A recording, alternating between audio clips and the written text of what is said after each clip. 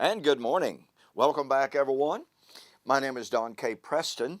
I am the president of Preterist Research Institute of Ardmore, Oklahoma. Still reading in this great book, Covenant and the Metaphor of Divine Marriage and Biblical Thought, a study with special reference to the book of Revelation. Dr. Smolars shows the relationship of the wedding metaphor, how in the book of Revelation, that metaphor of the marriage and the slaying of Babylon is directly related to Old Covenant Israel / Judah / Jerusalem as the unfaithful harlot wife that had to be divorced and slain according to Torah law, and a new marriage with a new bride. It's really, really a great book. You would think it's a preterist book from reading it. You really honestly would. So I recommend this to you. Excellent. Okay, we are studying 1 Thessalonians chapter 4.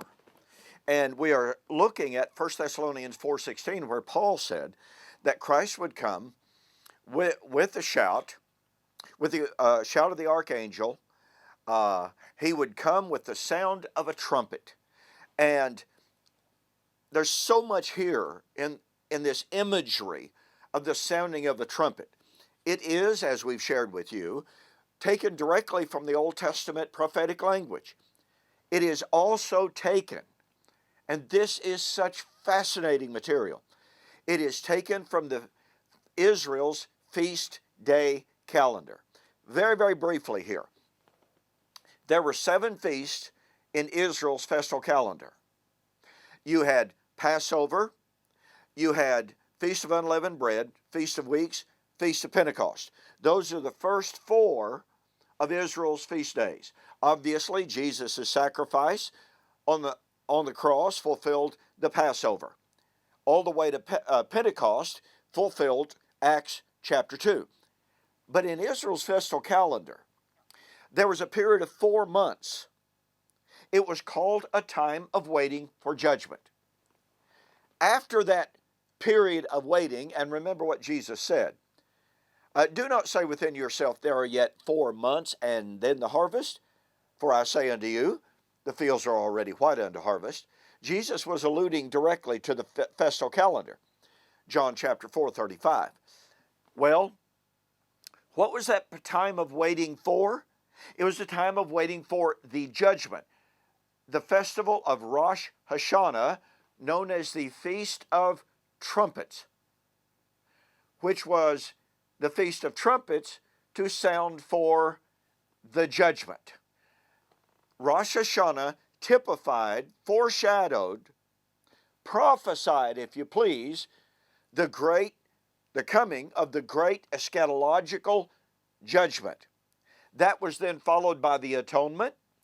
That was then followed by the Feast of Sukkot, the Feast of Harvest, which foreshadowed resurrection. Now here's the significance of this.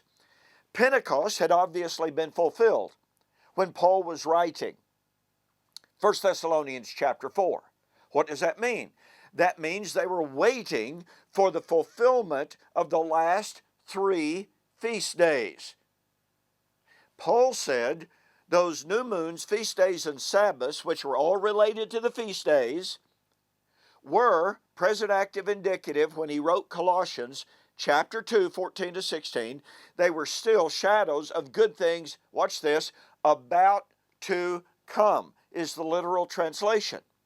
So here's Paul living in the transitional period, the period of time of waiting for the judgment, waiting for the sounding of the trumpet, and he said it was about to come.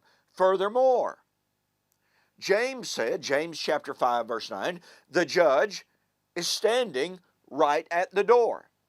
Peter said, the time, appointed time, for the judgment has arrived. 1 Peter 4:17. You see, the first 4 feast days had been fulfilled.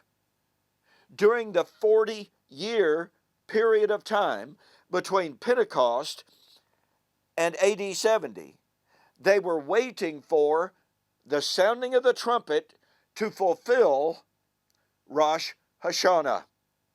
The statements of imminence in the New Testament about the imminence of the judgment, and Paul saying Christ was going to come with the sounding of the trumpet, and those who were alive then and who would remain until the coming of the Lord drives home the reality that 1 Thessalonians chapter 4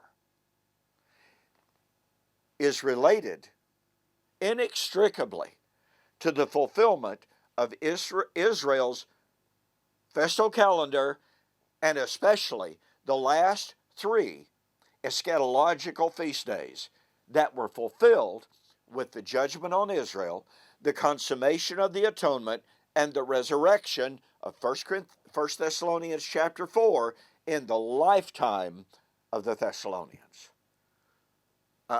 This is just absolutely fantastic stuff. Hey, don't forget, order my book, We Shall Meet Him in the Air, The Wedding of the King of Kings. There's so much material in here that you will absolutely not find anywhere else. It will enrich you, it will comfort you, it will strengthen you, and it'll give you a whole lot of great information based solely on Scripture.